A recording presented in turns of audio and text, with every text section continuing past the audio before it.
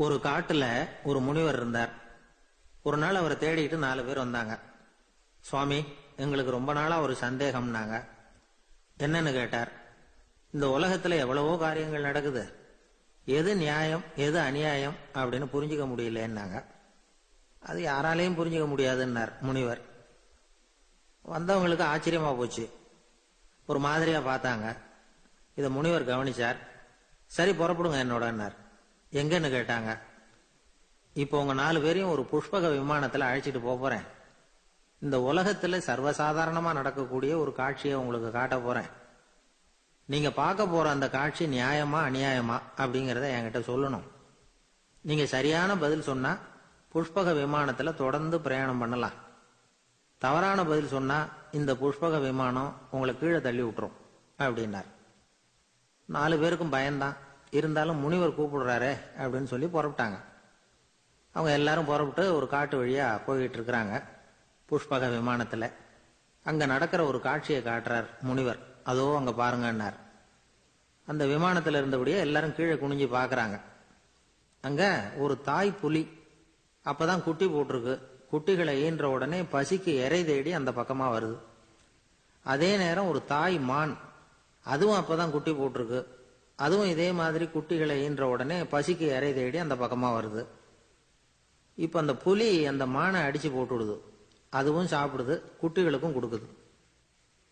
இப்போ அந்த புலி குட்டிகள் முகத்துல மகிழ்ச்சி, தாயை இழந்த அந்த மான் குட்டிகள் முகத்துல துக்கம். இப்போ அந்த முனிவர் 4 பேர்கிட்டையும் கேட்கிறார், நீங்க இங்க பாத்தீங்களே, இதுல எது நியாயம் எது அநியாயம்? ஒவ்வொருத்தரா சொல்லுங்க. உங்க பதில் சரியில்லைன்னா இந்த விமானம் உங்களை கீழே தள்ளி விட்டுரும். சொல்லுங்க பார்க்கலாம்னார். முதல்ல ஒருத்தன் சொன்னான், அந்த புலி செஞ்சது சரிதாங்க. அது பசிக்கு அதுதான் ஆகாரம். தன்னுடைய பசிக்கு தானே இறை தேடிக்கிட்டது. அதுல என்ன தப்பு? அவ்வளவுதான். அதனால புலி செஞ்சது நியாயம்தான் அப்படின்னா. அவ்வளவுதான், அந்த விமானம் அவனை அப்படியே கீழே தள்ளி விட்டுட்டுது. அதனால அவன் கொடுத்த பதில் சரியில்லை அப்படிங்கிறது புரிஞ்சு போச்சு. இப்ப 2வது ஆள் சொன்னான், புலி செஞ்சது பாவம், அந்த தாய்மான் என்ன தப்பு பண்ணிச்சு? இப்ப அந்த குட்டிகளுக்கு யாரு ஆதரவு?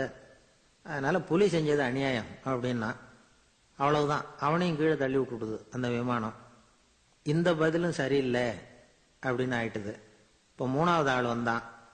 முதல்ல 2 பேரு கீழே விழுந்ததை பார்த்துக்கிட்டு இருந்தான். அதனால அவன் சொன்னான், ரெண்டுமே நியாயம்தாங்க. புலி இறை தேடினதும் இயற்கை, அதுக்கு மான் இறையானதும் இயற்கை. அதனால இதுல ஒன்றும் தப்பு இல்லைன்னா. அவ்வளவுதான், அவனையும் அந்த விமானம் கீழே பிடிச்சி தள்ளி விட்டுது. இப்ப 4வது ஆள் வந்தான். முனிவர் கேட்டார், நீயாவது சொல்லுப்பா, இந்த செயல்ல எது நியாயம்னார். அவன் தெளிவா பதில் சொன்னான். அதாவது என்ன சொன்னான்னா, எனக்கு தெரியல அப்படின்னா. அவனை விமானம் கீழே தள்ளல, சௌரியமா அழைச்சிட்டு போட்டுது. இவனும் பிரயாணம் சௌக்கியமா பண்ணானா. ஆக இதுதான் சரியான பதில்ங்கிறத முனிவர் உணர்த்தினார்.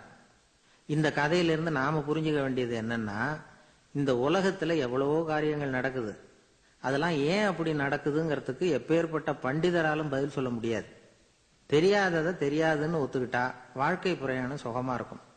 அதனால தேவையில்லாத விஷயங்களை புரிஞ்சுக்கிறதுக்கு நேரத்தை செலவு பண்ணிட்டு இருக்க கூடாது. வாழ்க்கையை குழப்பிக்க கூடாது. வாழ்க்கைக்கு தேவையானது என்னவோ அதை மட்டும் புரிஞ்சுக்கிட்டா போதும்.